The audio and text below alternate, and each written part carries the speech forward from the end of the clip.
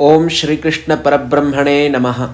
ಆತ್ಮೀಯ ಕೇಳುಗ ಬಾಂಧವರೇ, ಶ್ರೀ ವಿಷ್ಣು ಸಹಸ್ರನಾಮ ಅರ್ಥಚಿಂತನೆ ಶ್ಲೋಕ 1 ಭಾಗ 10.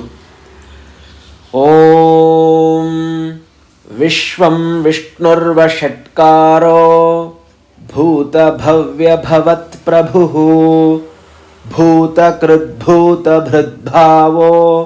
ಭೂತಾತ್ಮ ಭೂತಭಾವನಃ.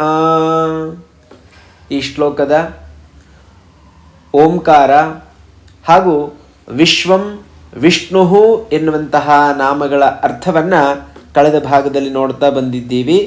ಇಂದು ವಷಟ್ಕಾರ ಎನ್ನುವಂತಹ ನಾಮದ ಅರ್ಥವನ್ನು ತಿಳಿಯುವ ಪ್ರಯತ್ನ ಮಾಡೋಣ. ಈ ನಾಮದಲ್ಲಿ ವಷಟ್ಕಾರ ಎನ್ನುವಲ್ಲಿ ಷಟ್ಕಾರ ಅಂತ ಪದಪ್ರಯೋಗ ಆಗಿದೆ. ಷಟ್ ಅಂತಂದರೆ 6 ಅಂತ ಅರ್ಥ. ಪರಮಾತ್ಮ 6 ಗುಣಗಳನ್ನು ಹೊಂದಿದವನು. ಜ್ಞಾನ, ಐಶ್ವರ್ಯ, ಶಕ್ತಿ, ಬಲ, ವೀರ್ಯ, ತೇಜಸ್ಸು.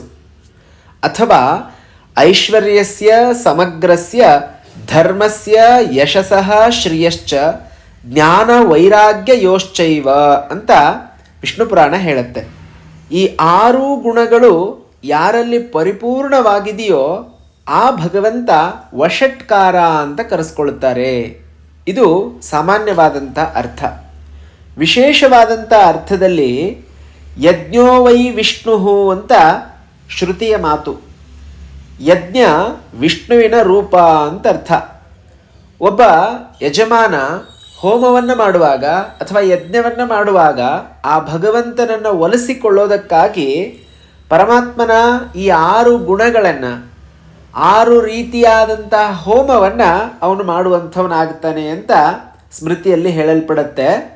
ಚತುರ್ಭಿಶ್ಚ ಚತುರ್ಭಿಶ್ಚ ದ್ವಾಭ್ಯಾಂ ಪಂಚಭಿರೇವಚ ಹೋಯತೆ ಚ ಪುನರ್ದ್ವಾಭ್ಯಾಂ ಸಮೇ ವಿಷ್ಣು ಪ್ರಸೀದತು ಅಂತ ಒಂದು ಮಂತ್ರ ಇದೆ.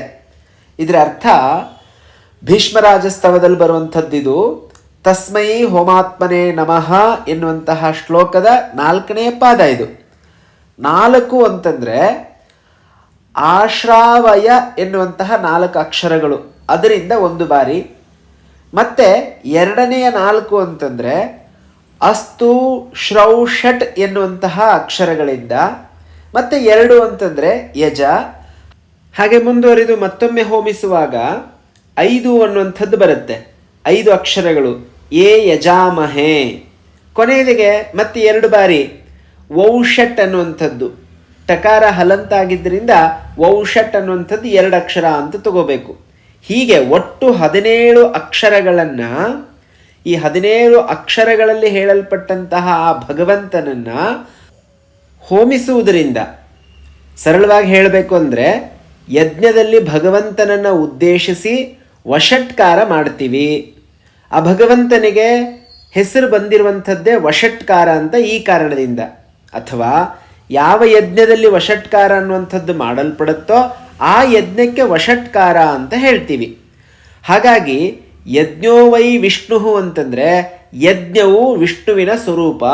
ಹಾಗಾಗಿ ಭಗವಂತನಿಗೆ ವಷಟ್ಕಾರ ಅಂತ ಹೇಳಬಹುದು. ಇದು ಸರಳವಾಗಿ ಹೇಳುವಂಥದ್ದು.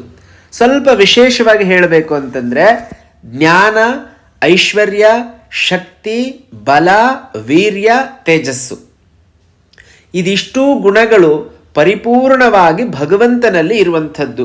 ಈ 6 ಹೊಂದಿದ್ದರಿಂದ ಭಗವಂತನನ್ನು ವಷಟ್ಕಾರ ಎನ್ನುವಂತಹ ನಾಮದಿಂದ ಹೇಳುವಂಥದ್ದಾಗಿದೆ.